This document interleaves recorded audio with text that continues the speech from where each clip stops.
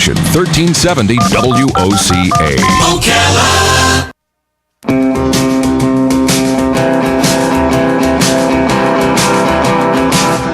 Ocala, baby, what makes you look so good? Ocala, baby, what makes you look so good? Why don't you love me like I know you could? 5 minutes after 10 o'clock, nice looking Friday morning. There's that music, and in this room is the effervescent Kelli Hart, bringing another great Ocala Magazine radio to us, and she got another great guest. Good morning, Kelli. How you doing? Good morning. How are you? Pretty nice. Awesome. Are you happy? I'm super happy. Middle of August, and school Yes. starts soon. And As a mother who's had a 7-year-old at home all summer, yes, I'm very happy that school is beginning on Monday. I'm sure that I speak for many moms and dads around the world. As we're happy for that. Another reason we're happy, and I'm sure that you've seen it on Facebook, it's been saturated on Facebook, is Ocala Magazine went to the FMA Awards last weekend and came you got home with some awesome awards. We were really pleased. We got a Writing Excellence Award, a Photography Excellence Award, and also a Design Excellence Award. job, yeah. So individually, those are always really nice because it kind of just reinforces that what we're doing is on target. But above all that, we came home with a state award. Ocala Magazine is officially the top consumer magazine in the state of Florida. wow, That's huge. Wow, Huge. That is cool. We were floating. We're still floating. I mean, we can't say it enough how excited we are. The judges are all outside of the state of Florida, and Really? they're Wow. mainly professors in journalism and academia and other, magazine publisher related type professionals. And so they take everybody's entries, and we're talking over 1,000 consumer magazines in the state of Florida that they have to look at. And I'm not exactly sure the entire criterion, but it's everything from, I'm sure, the quality of paper we use, layouts, the words, it all comes together, and we won. So wow, that is awesome. Good job. So I've always said we're the #1 magazine. Now you can say it. And with support. with Yeah. support Yeah. and evidence, yes, we are the #1 magazine in the state of Florida. So Awesome. we're really excited about that. And we're also excited about the August issue, which is out now. And one of the features that was really fun that we included in there was a technology feature. And Jesse Clements is here with me today, and he participated in a social experiment that we wrote about. And our August issue is our luxury issue. So we were talking about things that are luxurious, and we always talk about tangible things, beautiful homes, expensive cars, jewelry, things of that nature that represent luxury. But we also wanted to talk about things that we consider a luxury. And one of those things is technology, because it is a luxury. It's a luxury to be able to pick up your phone and dial no matter where you are, send a text, send a real-time photo of maybe your child taking their first steps to dad as he's at work or something. So it's such a luxury.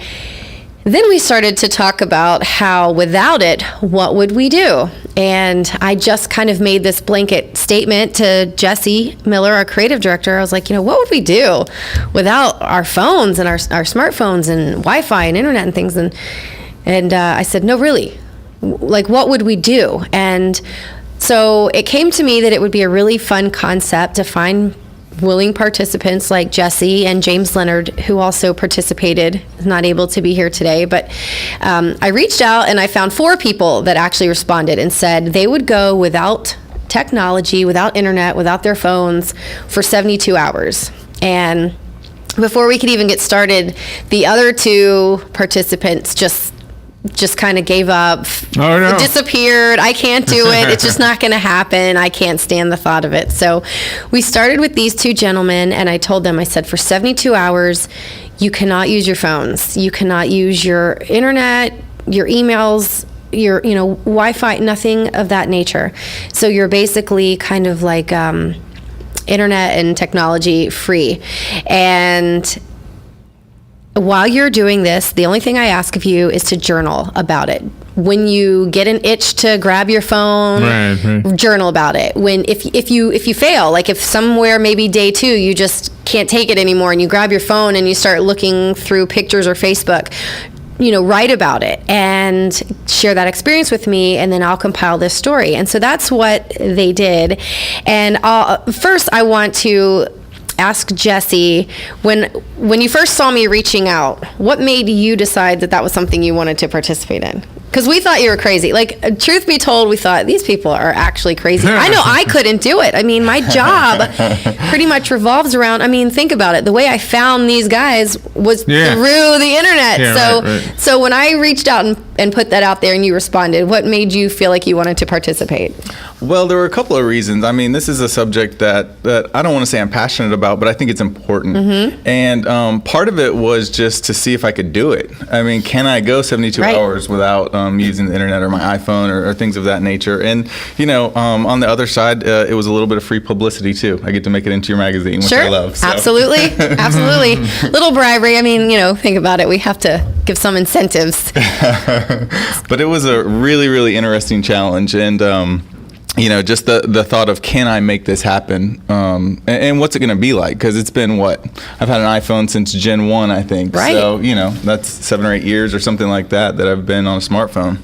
Well, because we were talking about it after we decided we were going to write this story, and you guys were in your, 72-hour mode, the subject kept coming up, and we thought about, we're the generation that really saw technology take off, because I can remember being in high school and getting my first mobile phone, that was in like the black zippy bag that goes only in your car. And it was like, okay, you're learning how to drive. Here's your big, huge phone. If something happens to you. And that was a big deal. Like, I think I had beepers too. Did you have a beeper in high school? Of course. The clear one. Like the different colors and the codes and the text. We're dating ourselves here. I know. But the truth is, that was our generation. I can remember my mom being on the phone and thinking my friend was calling. And I'd be standing there looking at her like, Mom, get off the phone.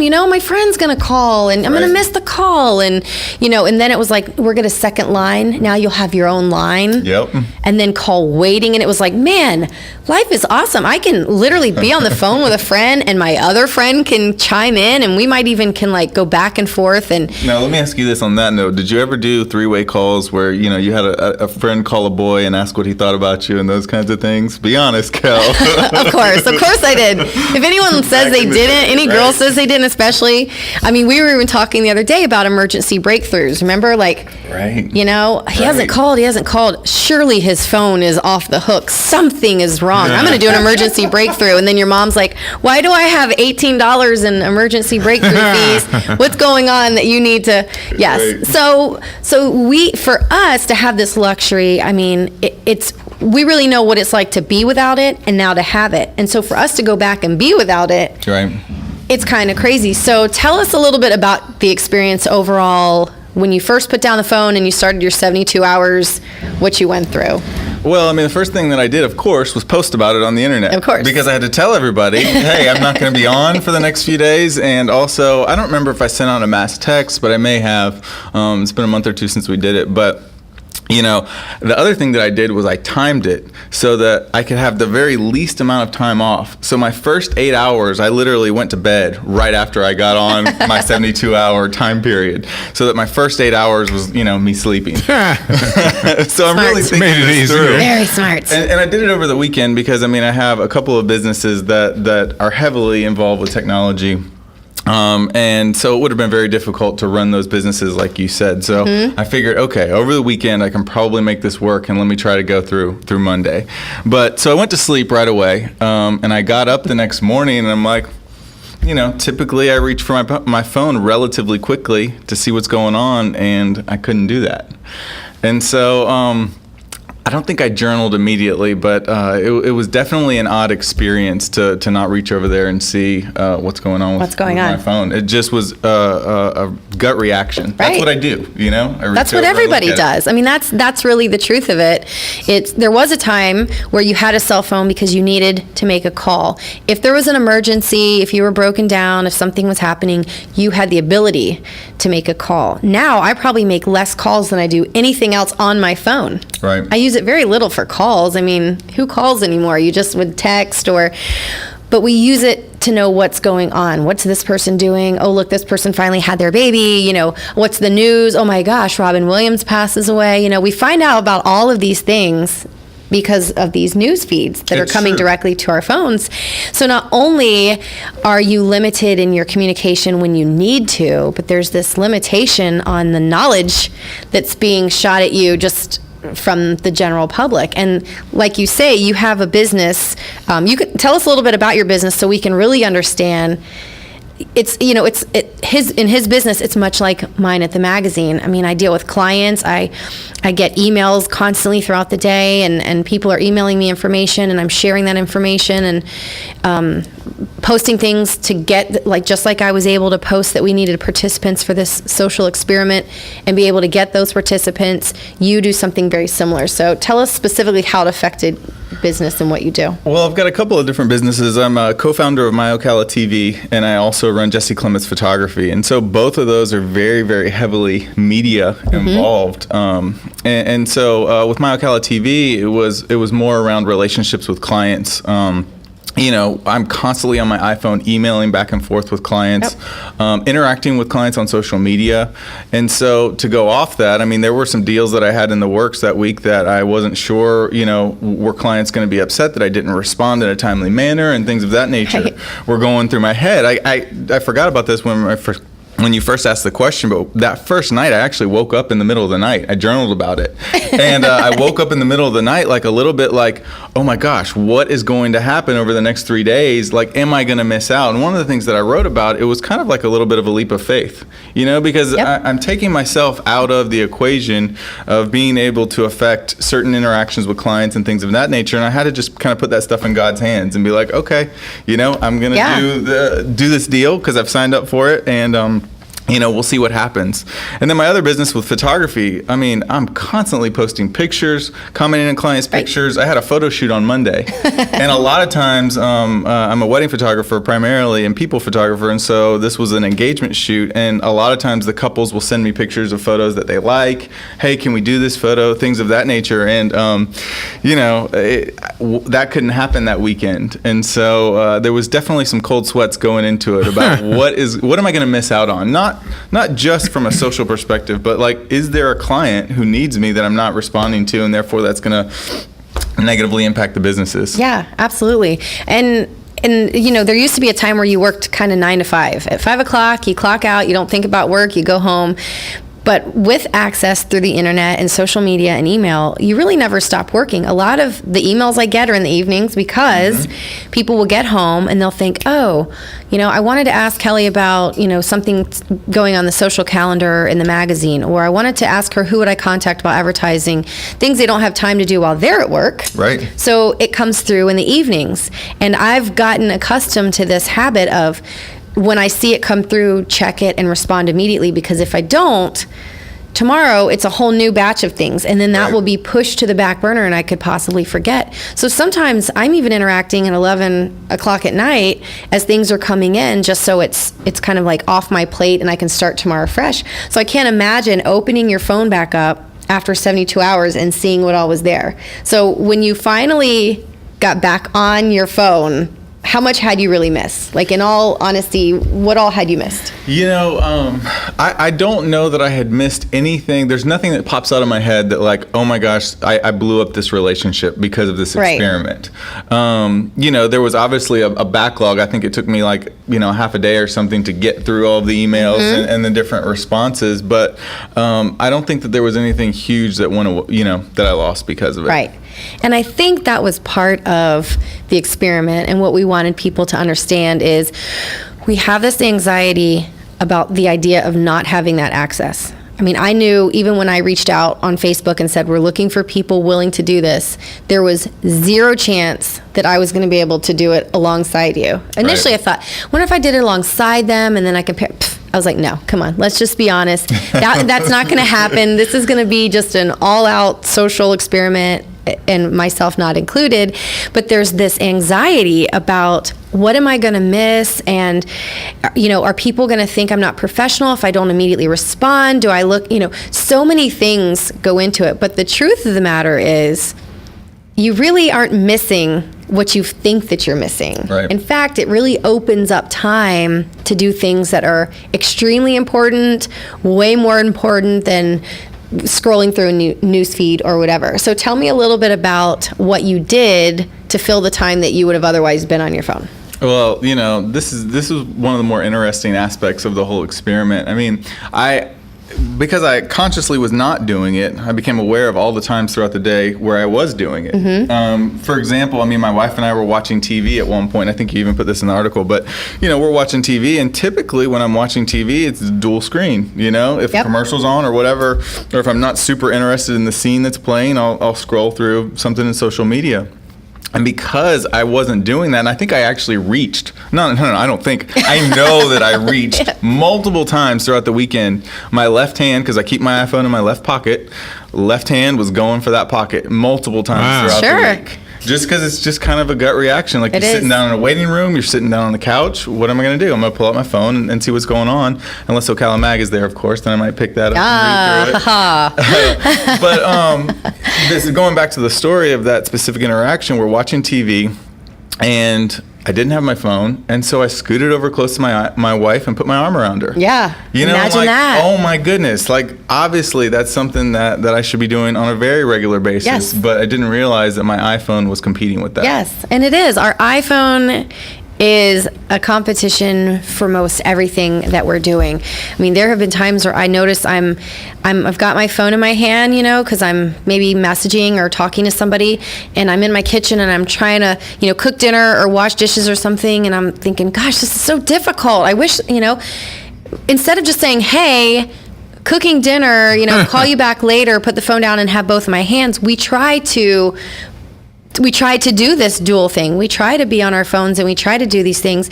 And it is just a proven fact that, and this comes from research I'm doing for something that will be in our September issue on distracted driving, a real tragic story that will kind of lay out even further how much our phones are involved in our day-to-day lives in a deadly way, and what we call a deadly convenience.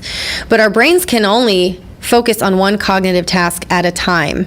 We think sometimes that we are multitasking because we're, like someone will say, I've got dinner on the stove and I'm washing dishes and I'm doing all this at the same time. I'm multitasking. Well, not necessarily. You're going over to the stove and you're focusing on this. Then you're going over to the sink and you're focusing on this. So although you're alternating what you're doing, you're not really doing it at the same time. And we think that we can do these things. So that's why we think we can drive and be on our phones talking or texting. That's why we think that we can keep up with our favorite show and still be, checking Facebook. But you're losing out. At some point, you're not being able to, it's just impossible. Our brains just aren't wired to do that. And it's always trying to compete, eating lunch, while you're on your phone. There have been times where I'm on like a landline, maybe at work, and a text will pop up. So I'm trying to read this text and I'm trying to talk to this person, and they'll say, right? And I'm like, oh, I'm sorry. Truthfully, I took my eyes away, to my screen, and I just lost focus. And that's what is happening. And so when you can put your phone down and focus solely on one thing, you really get that full experience. I know James talked about in his journal, being able to, he's a personal trainer, so he's always on the go, up early, training people. It's very tiring. And he said there were times where he'd say, okay, I'm going to lay down and take a nap.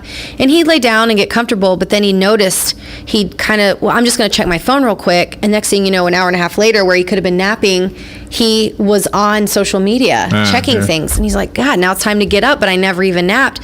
So he was able during that time to take naps, feeling better, feeling more refreshed. He said there was like some dresser drawer or something that he had been meaning to clean out forever, and finally was able to do some actual tasks around the house that got done. And so your life altogether kind of feels a little bit more organized and a little bit more put together because, and I do it myself. There have been times I'm going to be in bed by 10 o'clock tonight. I'm going to really get 8-9 hours of full sleep, and I'll get snuggled into bed and I'll grab my phone. I'll think, okay, I'm just going to check.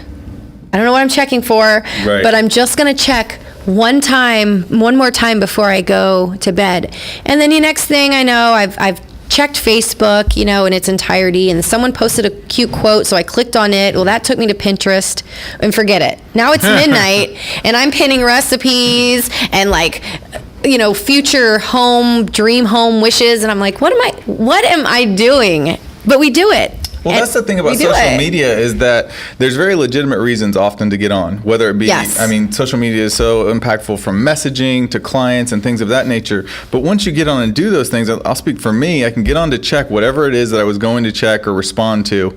But then there's such an immediate pull to start looking at what everybody else is doing. Yes. Immediately it switches from that purpose to squirrel. Yes, exactly. And you feel like you know these people. I mean, there are times where I'm like, okay, I need to delete maybe a few people. And so I'm scrolling. I'm like, who can I delete? Who do I not know? And there's all these people, and you're like, I've never met these people, but I know them. Like, I know this lady's mom is sick, and I like to stay updated on what's going on there, and so I better keep that. And this lady posts amazing recipes, so I need to keep her on there, so I can't delete her. Next thing you know, you're like, I know all of these people without having ever met them. And so you kind of feel like you're missing out on some social event just by not being there. Well, that's a great point. I mean, one of the things that I do actually love about social media is the connectivity with people that I do know. Family, for example. I mean, I have a cousin that I love who lives out in Seattle. I get to see pictures of her little girls. I get to see them going picking apples, all this kinds of stuff that, I see her face to face once a year. Right. But I know what's going on with her life. Yeah. So, we can sit here and say that it's a horrible thing in some ways, but it's a beautiful thing in others. It is. And I think it's finding that balance that's really, really crucial, which is so difficult.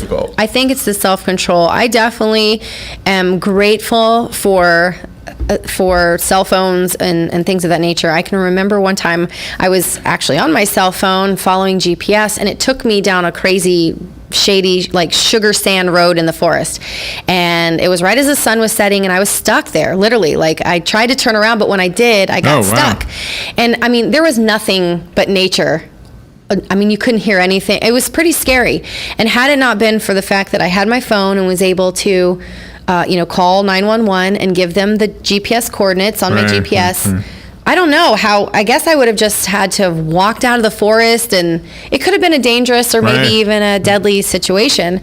So for things like that, I appreciate it for sure. And being able to meet new people and connect and communicate. And, even when we leave here, we're able to share the link to the show with people that have missed it or people that are interested in the topic. So there's so many wonderful benefits about it. And I think the overall goal was just to prove that we can survive it. For sure. We can survive without our phones. We can survive without the internet. Do we want to? No. Are there benefits? Yes. But more or less an encouragement to say, we still sometimes need to tap back into real life, the tangible things that we can touch and feel. Putting our arm around our wife, going out and picking flowers with our kids and having picnics and things that the phone will never be able to compete with. Let me jump in there, because that's the one thing that I really took away from it was the way, you made a comment earlier, it's not how we're wired to do all these multiple things at once. And, you think about 100 years ago, this was not even an option. The one thing that hit me was just how incredibly more present that I was throughout the day. Whatever situation I was in, I mean, we went to a baby shower Saturday morning or something like that. Instead of, being bored or whatever, sitting on the phone, I had to converse with people. Yep. And it was a very, very different experience to just my stream of consciousness. And I appreciated it.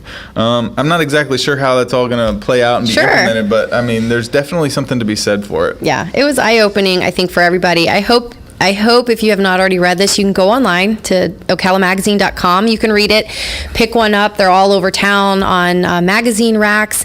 It's really interesting. It might even encourage somebody to do their own social experiment, or maybe just think about the time that they want to limit themselves to when it comes to technology. And I certainly appreciate you participating in that, because I'm sure that it was rough. I mean, I couldn't, at this point, I know I couldn't do it. So kudos to you and for James for doing that and for being here today. And so we want to encourage you guys to go to Facebook as well and like us on Facebook because, technology works for us in that way. And also, Best of the Best voting begins. I know we usually don't come out with the results until December, but that starts relatively soon. So on September 1st, you'll be able to start voting for the best of the best award winners. And of course, that takes technology to do as well. So like us on Facebook, because the links will be up, the details for that will be up. We also are doing a most adorable pet contest. So through the end of August, you can email one photo per pet of your adorable little pets, along with a bio, to Kelli with an I at ocalamagazine.com. And we're going to pick some from there and publish them in a future issue. So we have a lot of fun stuff coming up, and you can find it all, of course, through technology. Very good. Great conversation. Thank you for coming in, Kelli. Thanks And so much. Thank you both that was very insightful. I love that. We could go on all day about it. I love the but part about your arm around your wife. I think that's the best eye opener right there. It was sweet. That in and of itself is enough to put the phone down. Yeah, put it down. Yeah. Sure. Great stuff. We'll take a little break. Be right back. And the New York girls blow your mind. Broadcasting from the Paddock Mall Studios, this is WOCA, Ocala, Gainesville, The Villages, 1370 AM, 96.3 FM, The Source. Sign up for this year's Marion County Heart Walk.